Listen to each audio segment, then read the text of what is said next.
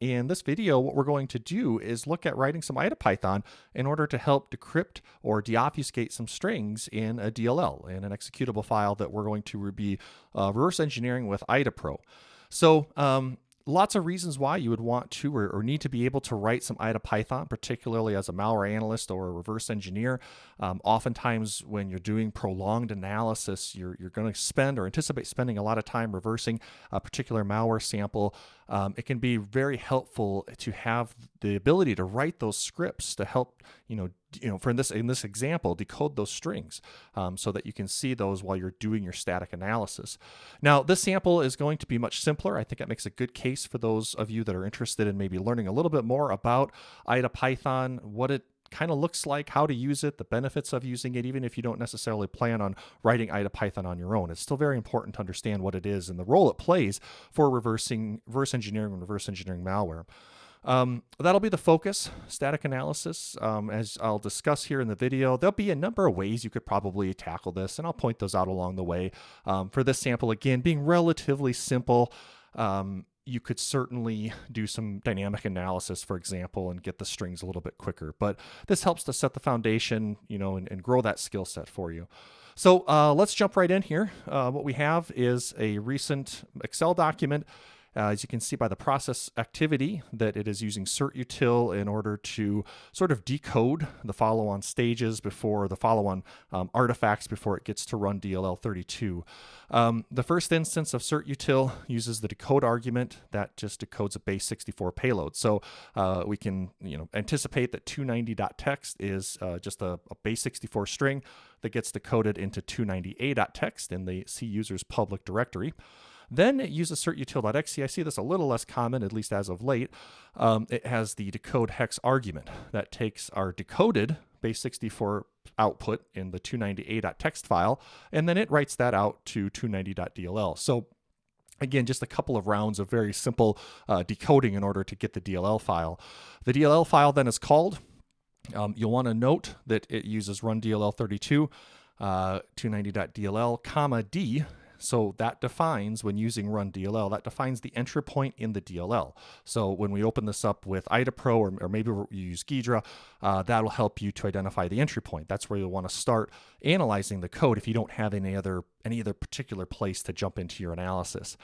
Now, if you look over onto the connections tab, so the network activity, you'll notice that this particular sample, it is run DLL32 that's responsible for attempting to establish the only connection. That's to an IP of 207.154.235.218.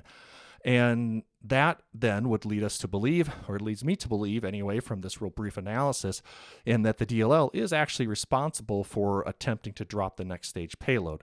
If you go back and look at the code, you'll see that in these files, it's relatively small. It's a relatively small amount of content. And so, very like cursory glance, you can tell then, or anticipate that the DLL that you're analyzing isn't going to be all that have all of that much code. It's not going to be all that complex. Now, again, before we get too far into the reversing here, I did just want to point out, and I'll link to all of this in the description of this video, there's also some deeper analysis I came across when researching that IP address that Inquest did a little bit earlier and posted on Twitter, which will take you to their Reddit. So if you want to get a little bit more of the background analysis on that Excel document, definitely worth checking that out. Otherwise, we're going to go ahead and we're going to get right into analyzing the DLL. These artifacts, if you're not sure where to find them, you can obviously see that they're the Excel documents on any run, but I'm going to go ahead and also provide a link to these artifacts in a GitHub, so you'll be able to just grab both the Excel document as well as this DLL if you want to grab those and follow along. And of course, the IDA that we're going to create here in this video. Okay, so let's go ahead. I already had this open once before, but I want to sort of start clean with IDA, so I'm going to close that. We'll go ahead and drop our DLL. This is 32-bit, so we'll get the 32-bit instance of IDA. We'll let it do its analysis. Again, very small file, so it goes through the analysis fairly quickly. And as what's common with IDA, it is going to drop us into what it thinks is the entry point, which may or may not necessarily be the case. In this case, you can see we have function names. D from the argument to run DLL is the export. So we can actually click on D, and this is the exported entry point that's called when that DLL is executed. Now, there's also DLL main. It doesn't appear to be present in this particular sample, so we don't have to worry about that. DLL main is called when a DLL is loaded. There's certain lifecycle events for DLLs being loaded and unloaded that can also be kind of hooked into, or code can be defined there. But in this case, really all we need to worry about is this call to D. This is the export. Now, IDA took us to, I believe, this first function. So, maybe this is actually much closer to main. So maybe it did a pretty good job there. But this gives you a better, maybe a broader picture, a broader understanding of where all this code is actually originating from. Now, before we get too much further into IDA, something that I oftentimes do is to grab any utility that you have available, that I have available, in order to run strings. And strings will tell us things that are important about the code we're about to analyze, particularly when we're looking at something that's in a native code format. If we can see a lot of important strings, then that can give us maybe an indication that there's not as much obfuscation, or that the sample is not packed. If there are no strings, or very, very few, then it's a stronger indication that we might be dealing with, more obfuscation in how it's resolving strings, how it's calling APIs, as well as probably packing. Now, with this being essentially just the code used to drop the next stage payload, you can see that we get quite a few important strings here. In fact, probably the most important, or the most relevant, is the IP, which we saw during that dynamic analysis for the next stage. So that's there in plain text. And you could argue, I would certainly argue, that that's probably one of the more important strings that should probably be obfuscated if you want to hide that from any researchers or analysis, because it's really easy to pull this out. If we can just get this value for running strings, then there isn't really much work on the analyst or the reverse engineer's part. But I thought, well, it's still worth a look, because maybe there is something going on in this DLL. Maybe there's other IOCs that we can discover. So you never know. We'll go ahead and we'll take a look. With the output here, though, I'm not anticipating a lot of obfuscation. And as you saw, once we opened it, there are not a lot of functions. And as you explore this binary, a lot of these functions themselves are relatively small. This is a to-the-point DLL. There's just to-the-point code. If we open up, let's go to the subviews strings. This is all of the strings, or most of the strings that you saw from the strings utility. What's nice about this, though, is any string that we're interested in. So, for example, that IP could arguably be the most important string in all of this binary, or at least one of the more important. We can double click on that and see all the cross references. So here we have the string. This is a global variable. It's defined in a different section, the read-only data section, or R data. And this label that IDA gives us allows us to look for cross references. So we can highlight that label, hit the X key, or you can right click. You'll get a contextual menu that you can choose cross references, and well, you'll get this dialog. And this dialog will show you everywhere this is used. Only one spot. So we can just make sure that's highlighted, click OK, and now we're in the function where this particular string is being utilized.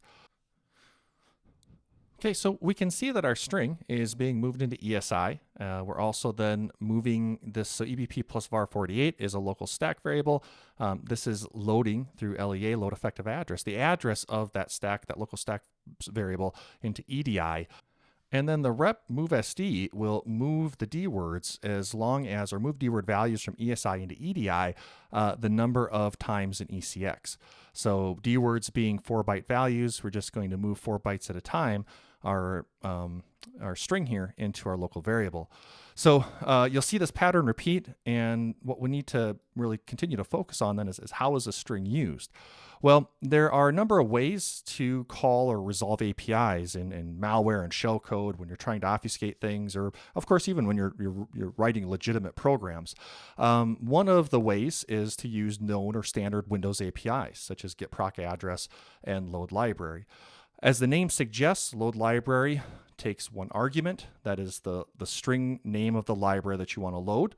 So kernel 32, which, well, that's typically there. So maybe URLmon or ADV API 32 or whatever library contains the functionality that you or the malware authors want to call. So that'll load that library and return a pointer to that library in EAX, as it's doing right here. That then is provided as an argument to get proc address, which takes a handle, a pointer to that library, as well as the name of the function that you want to resolve, and then it returns that function pointer. So that's returned in EAX and stored in var 8. Now, you'll notice down below, there's a call to EBP plus var 8, right? And that certainly confirms the pattern here that we're seeing, but we don't know what this call is. We do know that because we have these two local variables that we're copying these global strings into, both the host, an internet host, an IP address, and then a location appears to be a location on the file system to include the file name itself, ui1.exe, we can speculate that this is probably some sort of a download, URL download to file, or some other API that's going to download content from the internet, and if it's there, write it to that location in the file system. But we don't know 100% at this point in time. And so if we wanted to continue to analyze this, then what we would do is we want to figure out what was the call to load library. What is that call to load library, as well as what is the process name? And you can see that we have these two string pointers being moved here into EAX before it's pushed to the call, and then here into ECX before it's also pushed. Now, keep in mind, when it comes to IDA, IDA is going to give you a name of these labels for these global variables based off of what it thinks it's being used for. So in this case, it's recognized, whoops, I accidentally double-clicked. It recognizes that it's being used in a call to load library. So it's giving you a name already. That's not always 100% right. And so sometimes when you're doing your analysis, you want to rename those in order to reflect the content that you're actually seeing. Or in this case, it's a very generic name. So it's not tremendously helpful. Well, where is this value coming from? If we double-click, let's just focus on one of these strings. If we double-click on LP lib file name, you'll see that it is defined here in the data section, and that it is, right now, does not contain a value. So that means that it is populated at some point during program execution. If we go back to where this was originally called then, or where we originally were looking at that, we really have two options. We could trace the cross-references of this variable, or we could just, maybe out of curiosity, trace the cross-references of this function call. And if we trace that, you'll see that takes us back to the exported entry point, the entry point of this DLL. So these two functions must be, or have to be, responsible then for generating that string value that's going to be used. So if we look at the cross-references, you'll see we have two cross-references. One where we move EAX into that location. The second where we move that location into EAX, which is what we're looking at here. So this is the important one because we're analyzing where it's being used. We're moving into EAX, whatever data is contained at that variable. But what we want to find is what data gets there in the first place. So we can double click on that cross-reference, and that'll take us to right here, right, to this function, sub 10001000. Now, again, just to help keep our bearings, we can look at the cross-references, and you'll see that this takes us back to the entry point, as well as it's the first function called, and it's the place where you probably noticed IDA originally drops us. So it's really like the entry point. Now, this is another sort of common pattern in that we see malware will oftentimes, when it has obfuscated strings, it does, I generally see one of two approaches. One, it just decodes them all in one shot, which it seems to be doing here. Or two, it just decodes them on the fly. It only decodes a string when it needs it. So you'll see both approaches. This is where that value from EAX is moved into this pointer, LP lib file name. So what we will notice then is, what does EAX come from? So we're just really continuing to trace this code backwards. And normal conventions are to return a value in EAX. So the first function call before, since our usage of EAX is to this function right here, sub 10001210. Now, when we highlight that highlights all the instances of that function or that value. In this case, it's a function, so it's going to be as an operand to a call instruction. And you'll notice that it's used quite regularly throughout this function. So that can be one of the indications for particularly in looking at something malicious that has obfuscated strings or it's dynamically resolving functions, the prevalency of those functions that can help you to identify, the function that is doing that deobfuscation. So this certainly, we can see it here visually. We could look at the cross-references. It's probably the most cross-referenced or called function in this particular very small program because it's responsible for deobfuscating all these strings. So that is one way in which we can help to begin to recognize these. Of course, if we continue to look back, we can see that it has 3 pushes, a numeric value represented in hex, a pointer to a string, and another pointer to a string. You can see that IDA will show you that string off to the side here. So none of these strings appear to be human readable. They certainly don't appear to be anything that we can recognize. And we're expecting this to be a valid library name. These don't fit the bill. But if this is our deobfuscation function, which it is, then it would make sense that after this is called, it's used all of this information to decode the string, and then it provides it in, probably it's going to actually do it in the heap. You'll see in a moment. And it provides here a pointer to that deobfuscated string into this global variable, which can then be later on used in the program. Okay, so that's a way to identify that. Now, we're going to continue to jump into this statically. And it's going to get a little bit long, but we're going to continue to analyze it. If you wanted to, you could, if maybe you weren't 100% confident in your analysis so far, or maybe you just didn't want to spend the time.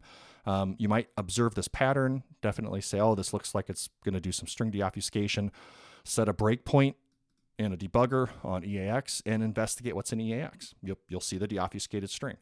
Now, as I mentioned earlier, this is a very short program, so it's really easy to deobfuscate or to just run through the program. We'll put it in a debugger, call the entry point, look at each one of these values, and you'll see each one of the deobfuscated strings.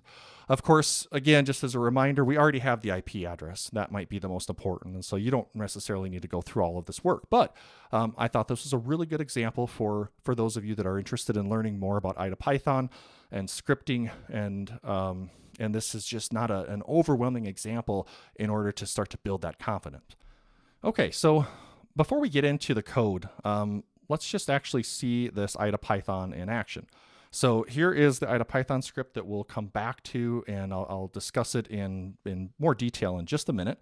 With IDA IDA has some documentation that discusses all of the different functions and objects that are available when writing IDA scripts. And so that's one of the probably biggest initial challenges, especially if you're familiar with Python, is just figuring out how to interface with IDA. What will this do? What will this help us? How will this help us? So once we have the Python developed, you can go to the File menu and select Script File. This will bring up a file dialog. Whoops. And I have this on my desktop under Python Demo. There is the IDA and we'll just open it. Now, if there was any errors, those would show up here in a dialog. Any print statements, as you can see, they'll show up in this output window. So if you didn't have that output window open, you'd want to do that. And now it's really up to you to decide how you want your scripts to help you.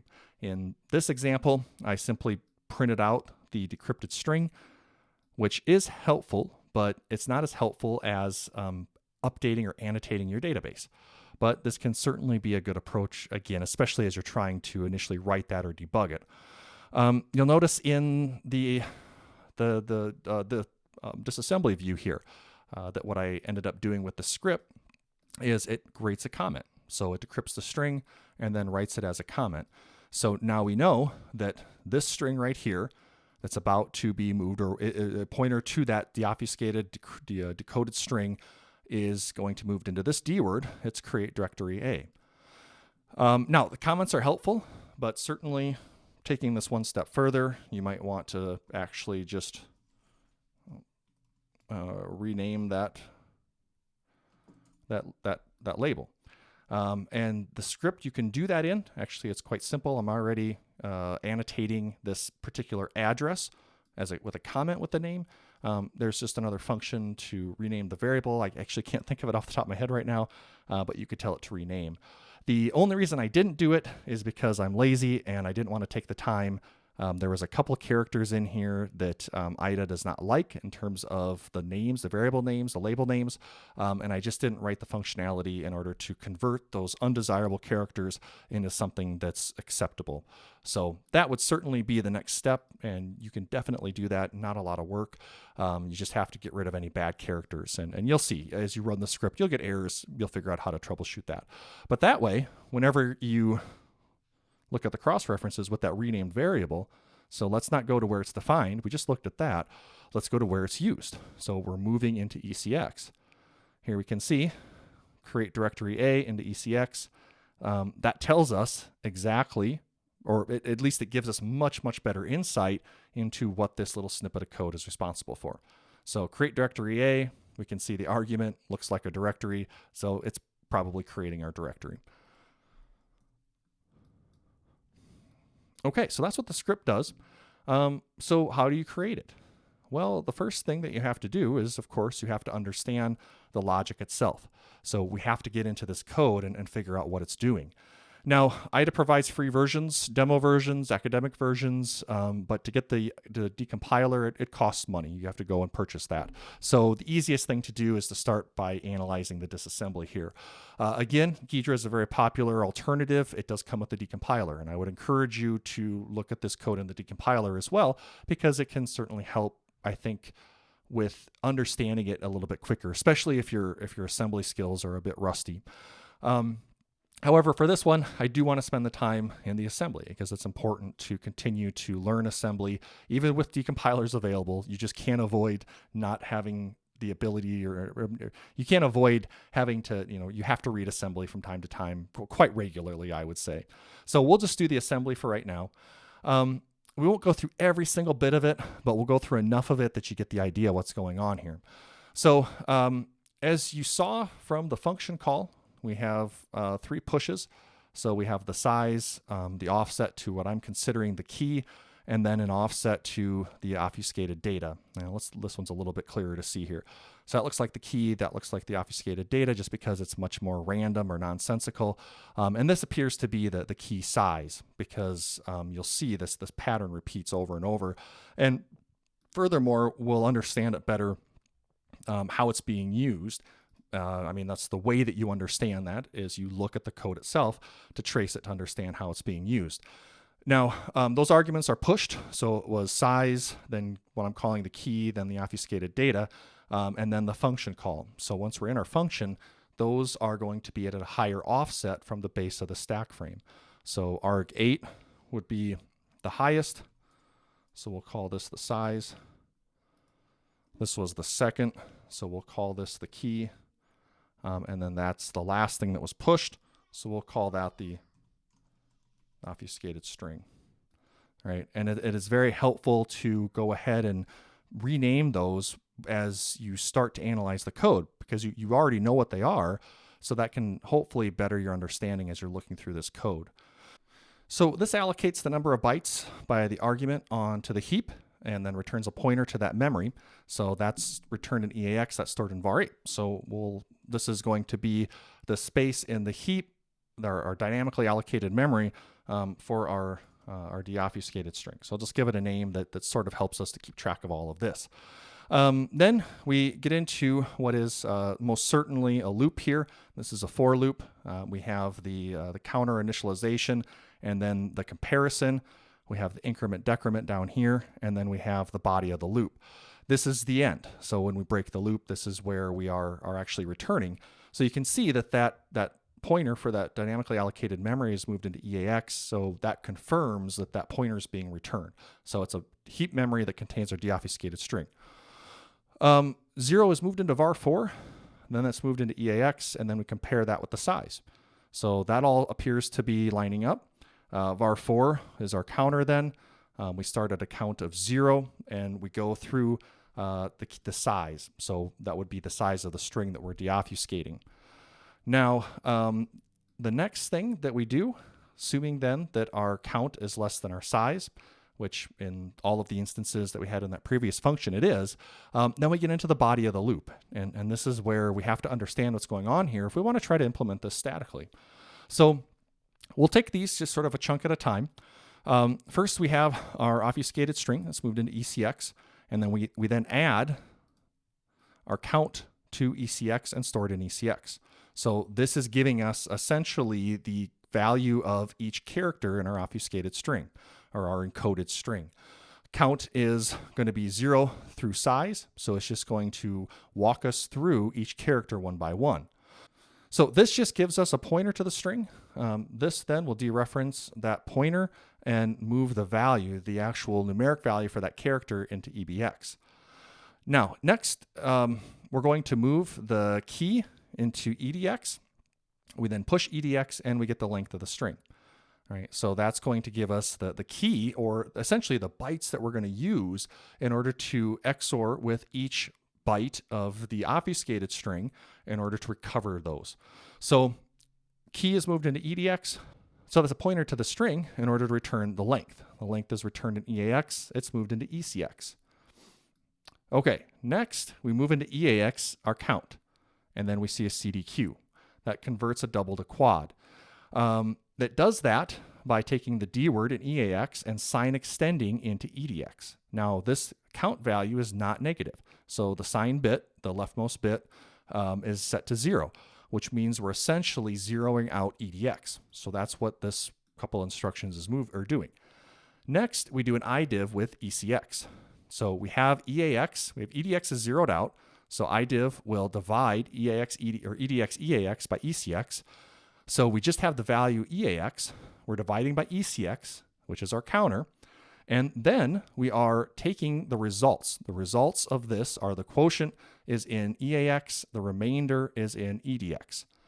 Now you'll notice that right after this, we overwrite EAX. So that means we don't care about the quotient. All we care about is the remainder, which means we're essentially doing modulus division. So the key is moved into EAX. We then use EAX plus EDX to move into ECX, the dereferenced byte value. Okay, so if we think about that, what's happening then is EAX contains a pointer to our key. EDX contains a value that will be no greater than the length of that key, right? Because we're doing modulus division.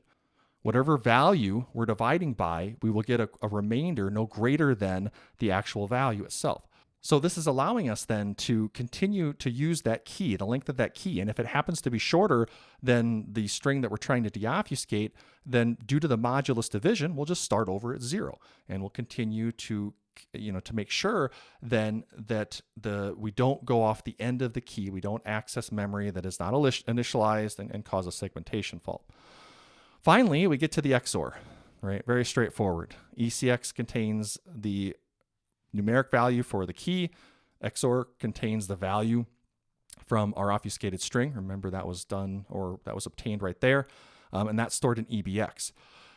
We then move the result, just the BL, because we only want the byte value. So the lowest 8 bits of the byte of that EBX register, we move that into EDX dereferenced. EDX dereferenced is the memory that we allocated, right? So we move that into EDX. We then dereference that location. So we move that pointer into EDX. We then add to it our count variable, and then we dereference it. So our count is just allowing us then to walk byte at a time through the memory as we're deobfuscating or decoding the string. Yes, wow. All right, finally, we move our count into EDX. We add to EDX1. We move our EDX back into our count. So that's just that's like a count plus plus, or count equals count plus 1. It's just incrementing our value by 1. Okay, so this just happens over and over until we've walked the length of that string. So this is an example, and then it returns a pointer to that deobfuscated string. All right, so that's how this particular IDaPython works. So again, not a lot of, I've tried to keep this fairly concise in order to make it not too daunting in order to learn. We have a couple of functions here to help with our program. Since those are defined, they're not called until they're called, which means that this is essentially our entry point. Now, for our entry point, we're just going to look at the cross-references to that function that we just analyzed, because those cross-references will give us access in our database, our IDA database here, to this information, right? So we can obtain this statically in this IDaPython script. So that's really helpful. That means, though, that this script is dependent upon this location, right? So this isn't a one-size-fits-all solution for this technique in malware that you encounter. You could certainly adopt it, but that gets to be a little bit more complex. And I meant this to be an introduction. So what we'll do then is we'll use the cross-references too. So this is from the IDA API. We'll use that function, give it an address, and then we'll iterate over each one of those cross-references. Those cross-references then give us an address. So here you can see if we use the idc.previousHead function and provide it with our address, so our cross-reference.from property, then that'll give us the first address previous to that function call. So that'll give us, here's our function call, that'll give us essentially access to this instruction and its operands right here. So now we can say get operand value, there's the address, and we want to get the first operand. So that's the obfuscated string. Right? So we're getting the pointer that is this value, this operand, which is the argument for the push. Okay, we do previous head again from that address. That takes us back to the next push, and we can do the same thing, and that'll give us what I'm calling the key. Right? So that moves us in this database back to the next previous instruction. Okay, do this again. We get the size. Pattern repeats because this is a push. This is a push. There's one argument or operand, and that's the size. And then we're ready to actually do the deobfuscation. So a couple things have to happen here, or at least a couple things that I did to help facilitate this, this work that we're doing in this plugin. The print statements I find just to be helpful in order to do some debugging to make sure that these values are what I expect. For example, if I want to look at an address, I can go back to IDA. I'm in the graph view. If I turn on line prefixes, I can see in the output, from that output window, I can see the addresses to make sure that I'm getting the appropriate cross-references. Right? And if I wasn't, because I wasn't maybe getting the right arguments, then this could help me to kind of debug that. The first one is to get the string. So we're going to use that function for both of those strings that we saw. And with that, that get string, all that does is it simply takes the address and the size. I actually found them to be both the same. The size dictates both the size of the key and the encoded data. And all it's doing is it's reading the location in memory from that pointer, converting it to a byte and a char, and then we're just concatenating it to a string. So it's getting the address that we have calculated here earlier, right? These are just addresses. It's getting that and the size, and then it's just using that address. I'm defining this in a range to say from the first address to the address plus size. So take that address and add whatever number of bytes to it and just loop through that. So that'll allow us then to go through each value in that range to build the string. Now, this is the key in the obfuscated data yet, right? So at this point, we're still just getting, for example, we're getting this content right here. Okay, the next thing then, once we've done that for both, is we call the decrypt function. Maybe decode is more appropriate here, but potato. That takes the key and the ciphertext, the encoded text, and the size, and very similarly, we're creating a string to store our decoded response, and then we're just iterating over the same number of iterations. We're saying from 0 to the size, then just do the string decryption. So as you saw in the actual disassembly, here we're just concatenating to our string, one character at a time, just like the code did. We have to use ORD, the ORD command or the ORD function in Python, in order to use not the character, but the numeric value of that character. So we say, all right, give me the cipher based off of the count, give me the key based off of the index, the count mod, the length of the key, right? So that just makes sure that we don't go beyond the key length. Make those both numeric values, or use both of those numeric values. This is the bitwise XOR. And then the result of that, we convert to a character. And that allows us then to concatenate to the string and eventually return that string value. The last thing it does, prints the decrypted string as you saw, and then it makes the comment. So for the comment, you just need to define what address do you want to define the comment at, and then what is your comment. So here I'm just saying, okay, from the original cross-reference, x.from, I know that it's going to be used 2 instructions, as you see here, after the call. So this is stack cleanup, and then this is the actual updating of that D word. So that's our IDA-Python plugin. Again, a lot of things you can do with this, improvements and things you can think of, but I just wanted to provide a introduction with a recent sample of why it's important, or can be very important, to be able to use things like IDA-Python in order to help with your static analysis. So hope you enjoyed this, and if you have any questions, please feel free to reach out. Otherwise, we'll likely create a version 2 of this, but we'll use Ghidra instead of IDA.